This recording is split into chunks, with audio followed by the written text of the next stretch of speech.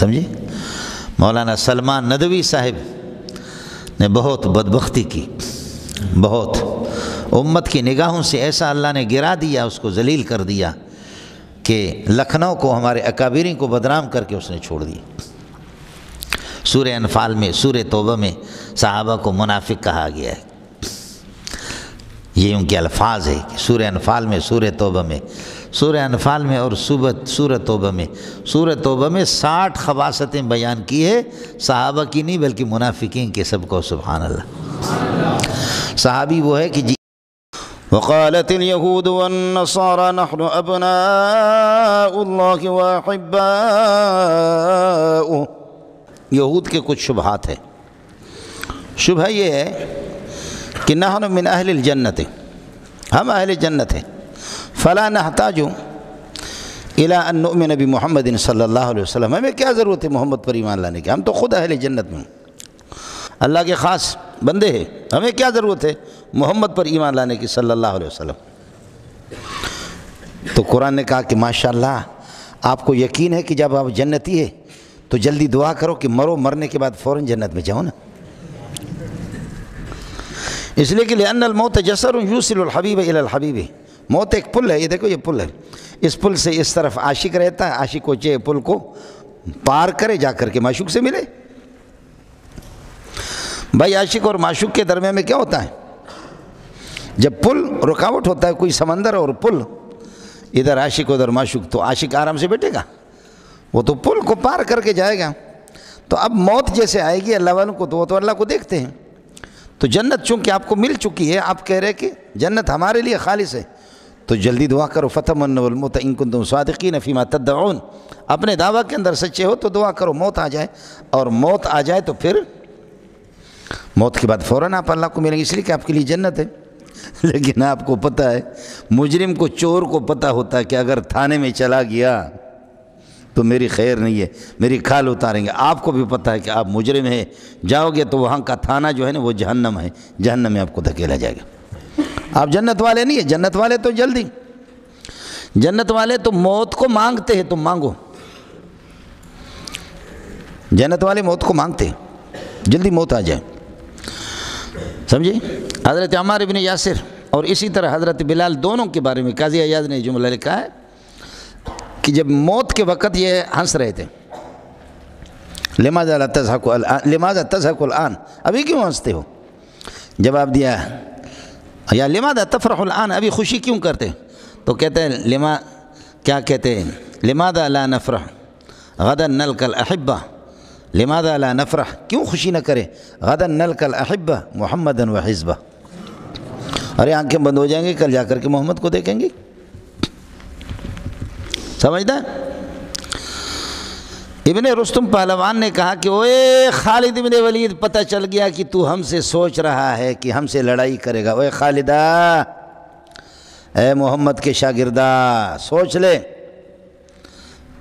میں ابن رستم ہوں، جب ہم سے واسطہ پڑے گا، وہ بکریاں چرانے والے چرواہے، تمہیں کس نے ہم سے لڑنے کا کہا ہے؟ موت تمہاری مقدر ہے، اگر تم محمدی ہمارے ساتھ لڑو گے موت تمہاری مقدر ہے۔ حضرت خالد بن ولید نے جواب دیا، فرمایا ان معی قوما یحبون الموت فی سبیل اللہ، یحبون القتال فی سبیل اللہ، کما ان الفارس یحب الخمر، جیسے کہ شرابی شراب کو پسند کرتا ہے، ہم موت کو اس طرح پسند کرتے ہیں۔ تو ہم لوگ تو یہی ہے، سمجھتا ہے؟ فَإِنْ آمَنُوا إِيمَانًا مِثْلَ إِيمَانِكُمْ، اگر تمہاری ایمان کی طرح اگر یہ لوگ ایمان لائیں، فقط اہتدوا، ہدایت ملے گی۔ نتیجہ یہ نکلا کہ صحابہ کرام رضوان اللہ تعالیٰ اجمعین، یہ معیار ایمان ہے، یہ معیار ہے، یہ اصول ہے مولانا۔ اس لیے حضرت مولانا مودودی صاحب سے ہم استفادہ کرتے ہیں، اور بہت سی چیزیں ہیں، لیکن امت نے اس سلسلے میں ان سے کوئی اتفاق نہیں کیا۔ اصل میں مسئلہ کیا ہے؟ اصل میں مسئلہ صحابہ کی دشمنی نہیں ہے، دشمنی ہے قرآن کی ہے، دشمنی رسول اللہ صلی اللہ علیہ وسلم کی ہے۔ یہ قرآن جو ہمیں پہنچا ہے یہ صحابہ سے اور تواتر و طبقہ سے پہنچا ہے. سمجھے؟ مولانا سلمان ندوی صاحب نے بہت بدبختی کی، بہت امت کی نگاہوں سے ایسا اللہ نے گرا دیا، اس کو ذلیل کر دیا کہ لکھنؤ کو ہمارے اکابرین کو بدنام کر کے اس نے چھوڑ دیا. سورہ انفال میں، سورہ توبہ میں صحابہ کو منافق کہا گیا ہے. یہ ان کے الفاظ ہے کہ سورہ انفال میں، سورہ توبہ میں، سورہ انفال میں اور سورہ توبہ میں، سورہ توبہ میں 60 خباثتیں بیان کی ہے، صحابہ کی نہیں بلکہ منافقین کے. سب کو سبحان اللہ.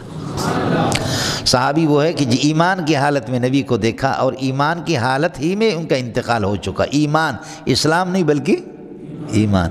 اس کے بعد بات ہی ختم ہے. بخاری نے خود جلد اول میں یہی تعریف کی. امام بخاری نے خود یہی، جہاں مناقب صحابہ بیان کیا اس میں یہی کی. کچھ والا پڑ گیا. اور پھر یہ ہے کہ یہ اللہ آپ کو بھلا کرے، اس پر اتفاق ہمارے پاس ہے کیا؟ نہ جبریل میرے گھر میں آیا، نہ کسی اللہ آپ کو دشمنان صحابہ میں سے کسی کے گھر پہ آیا، نہ میں نے محمد کو دیکھا صلی اللہ علیہ وسلم کو، نہ قرآن ان سے حاصل کیا. یہ قرآن ہمیں تواتر و طبقہ کے طور پر، جو میں آپ کو بتا چکا ہوں، تواتر الاسناد، تواتر الطبقہ، تواتر التوارث والتعامل، تواتر القدر المشترک. تو یہ تو تواتر الطبقہ کے طور پر، تواتر الاسناد کے طور پر حدیثیں پہنچی ہے. سمجھے؟ جس طریقہ پر دشمنان صحابہ پر رد ہے، اس طرح دشمنان حدیث پر بھی، جو پرویزی جو اپنے آپ کو کہتے ہیں. مولانا ظفر احمد عثمانی رحمۃ اللہ علیہ شیخ الاسلام اعلاء السنن والے بہت بڑے آدمی ہیں، سبحان اللہ، بہت بڑے آدمی ہیں، لیکن ان کی اولاد مرتد ہو گئی. فقہ القرآن جس نے لکھی ہے اس کے بیٹے نے 8 جلدوں میں، آج کل شاید وہ چھپتی نہیں ہے، اس پر پابندی ہے. تو یہ لوگ منکرین حدیث تھے، منکرین حدیث، اور کہتے ہیں حدیثیں بعد میں آ گئی ہے، اس صحابہ پر اعتماد نہیں ہے. تو صحابہ پر وہ آپ یہ کہتے ہیں کہ اصحاب رسول اللہ ہم روات الاحادیث الذین ہم روات الحدیث وہم روات القرآن والذین ہم روات القرآن ہم روات الحدیث. جو روات القرآن ہے، قرآن کا راوی وہی صحابہ ہے، ادھر معتبر ہے. اور اللہ آپ کا بھلا کریے کہ ادھر صحابہ معتبر نہیں. حضرت مولانا مودودی سے بہرحال یہ ہے کہ بہت سنگین خطا ان سے ہوگی. صحابہ کو جس طریقے پر اس نے لتاڑا ہے، اور دشمنان صحابہ وہ تو ویسے بدبخت ہیں، ان کو اللہ پاک نے یہ ہے کہ قطعی طور پر، اٹل طور پر اللہ نے ان کو جہنمی بنا دیا ہے. یہ آیت معیار صحابہ پر. السلام علیکم. جی دوستوں، آپ نے دیکھا اور سنا شیخ مولانا منظور مینگل صاحب کو کہ شیخ مولانا منظور مینگل صاحب کیا بیان فرما رہے تھے.